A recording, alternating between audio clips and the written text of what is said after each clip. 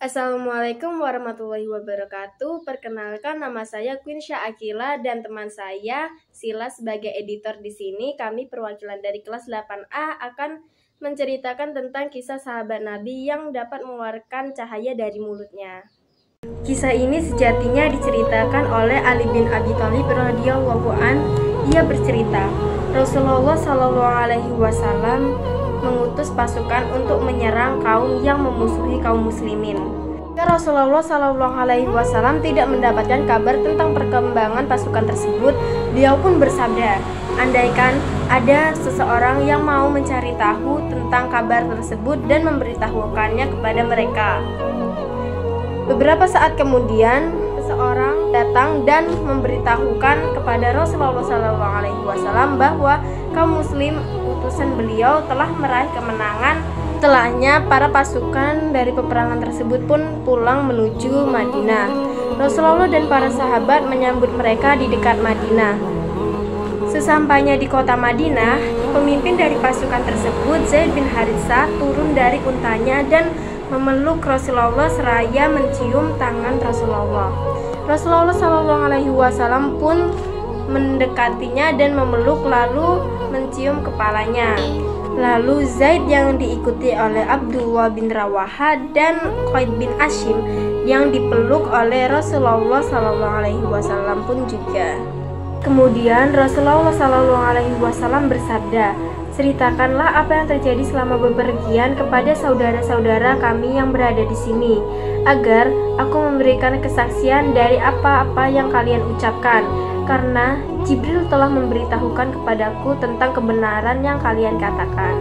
Salah seorang pasukan kemudian menjawab, ya Rasulullah, ketika kami berada di dekat pemukiman lawan, kami mengurus seorang mata-mata yang dari pihak mereka agar memberitahukan kepada pasukan kami mengenai kondisi dan jumlah mereka. Kemudian mata-mata tersebut menemui kami dan berkata, jumlah mereka 1.000 orang, sedangkan jumlah kami 2.000 orang. Namun, 1.000 pasukan lawan itu hanya menunggu di luar benteng kota, sedangkan yang 3.000 kota menunggu di jantung kota. Mereka sengaja menggunakan tipu daya dengan berbohong bahwa kekuatan mereka hanya 1.000 tentara, supaya kami berani melawan mereka dan memenangkan pertempuran. Nah, cerita itu pun berlanjut. Pasukan musuh di dalam kota kemudian menutup pintu gerbangnya.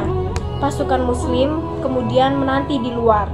Ketika malam telah tiba, mereka tiba-tiba membuka pintu gerbang dikala pasukan muslim gelap tertidur. Namun hal itu terkecuali Zaid bin Haritsah, Abdullah bin Rawaha, dan Qatadah bin Nu'man serta Khaid bin Hashim yang sedang sibuk mengerjakan sholat malam dan membaca Al-Quran di 4 sudut di perkemahan. Di dalam kondisi yang gelap gulita itu, para musuh menyerang kaum muslimin dan mereka menghujani mereka dengan panas sehingga mereka tidak mampu menghalau karena gelapnya malam. Di tengah kekacauan tersebut, tiba-tiba kaum muslimin tersebut melihat cahaya yang datangnya dari pembaca Al-Quran. Cahaya seperti api mereka saksikan keluar dari mulut Khaid bin Hashim. Lalu keluarlah cahaya seperti bintang kejora yang keluar dari mulut Qatadah bin Nu'man. Lalu dari mulut Abdullah bin Rawaha keluar sinar seperti cahaya rembulan dan keluar sinar seperti cahaya matahari keluar dari mulut Zaid bin Haritsah. 4 cahaya itulah yang menerangi muslim dan membuat gelapnya malam berubah menjadi hari seperti masih siang. Akan tetapi musuh kaum muslim tetap melihat seakan masih dalam keadaan kegelapan. Sang panglima perang, Zaid bin Haritsah, kemudian memimpin pasukan muslim memasuki daerah lawan. Pasukan muslim dapat mengepung, membunuh sebagian mereka dan menawan mereka. Selanjutnya, mereka mampu memasuki jantung kota dan mengumpulkan ghanimah. Wahai Rasulullah, yang membuat kami sangat heran adalah cahaya yang keluar dari keempat sahabat tersebut, dan kami tidak melihatnya sebelumnya.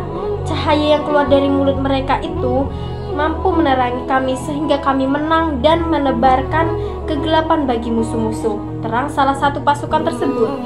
Nah, begitulah kisah kisah sahabat Nabi yang mulutnya dapat mengeluarkan cahaya yang diduga dari keempat sahabat tersebut adalah pembaca Al-Quran yang taat beribadah kepada Allah Subhanahu wa Ta'ala. Sekian dari saya dan teman saya. Wassalamualaikum warahmatullahi wabarakatuh.